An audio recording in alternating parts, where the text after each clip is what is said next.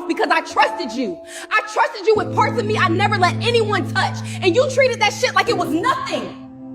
You didn't trip and hurt me by accident. You knew exactly what you were doing. You just didn't think I'd ever stop loving you enough to leave.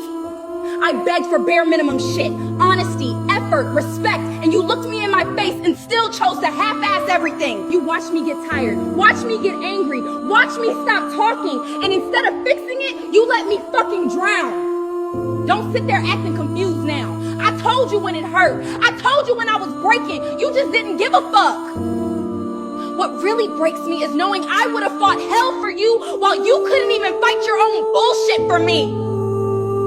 You didn't lose me because I stopped caring. You lost me because I finally got tired of loving someone who kept fucking me over. And one day you'll feel this shit hit you all at once.